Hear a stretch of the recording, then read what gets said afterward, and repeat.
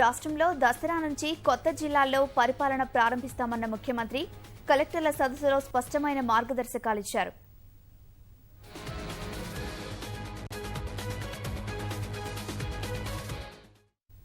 మరిన్ని వివరాలు మా ప్రతినిధి రఘువర్ధన్ ను అడిగి తెలుసుకుందాం.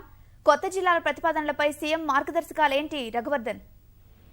కొత్త జిల్లాలో ఏర్పాటుకు సంబంధించిన ప్రక్రియలో భాగంగా ముఖ్యమంత్రి కేసీఆర్ కలెక్టర్లతో సమావేశమయ్యారు. ఈ మేరకు ఆయన జిల్లాల ఏర్పాటుతో పాటు మండలాలు, రెవెన్యూ డివిజన్ ఏర్పాటుకు సంబంధించి కలెక్టర్లకు స్పష్టమైన మార్గదర్శకం జారీ చేశారు. తన అభిప్రాయం స్పష్టంగా చెప్పారు. కేవలం పాలనా సౌలభ్యం, ప్రజల సౌకర్యార్థం మాత్రమే జిల్లాల ఏర్పాటు ఉండాలి తప్ప ఇతర ఒత్తిళ్ల ప్రకారం ఉండరాదు. స్వేచ్ఛాయుత వాతావరణంలో జిల్లాలు, మండలాలు, రెవెన్యూ డివిజన్ ఏర్పాటు చేయాలని ముఖ్యమంత్రి కేసీఆర్ సూచించారు.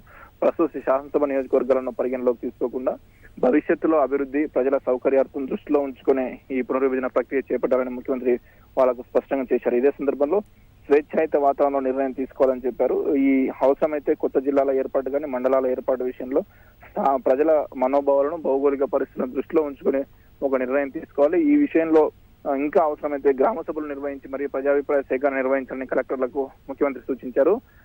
కొత్తగా ఏర్పాటు చేయబోయే మండల కేంద్రాలు, జిల్లా కేంద్రాలు అభివృద్ధి ప్రణాళికలు పూర్తి స్థాయిలో అమలు చేసేలా అభివృద్ధి కేంద్రాలుగా మారేలా కొత్త మండల, జిల్లాల కేంద్రాలు ఉండాలని ముఖ్యమంత్రి కేసీఆర్ వారికి సూచించారు. ఇదే సందర్భంలో ఉద్యోగుల అవినీతిని కూడా ముఖ్యమంత్రి ప్రస్తావించారు. కింది స్థాయి ఉద్యోగులు, అధికారుల అవినీతి ఇంకా ఉంది. ఆ అవినీతిని తీవ్ర స్థాయిలో పరిగణించి అవినీతిని రూపుమాపేలా చర్యలు తీసుకోవాలని కలెక్టర్లకు సీఎం స్పష్టం చేశారు. సునీత, ధన్యవాదాలు రఘువర్ధన్.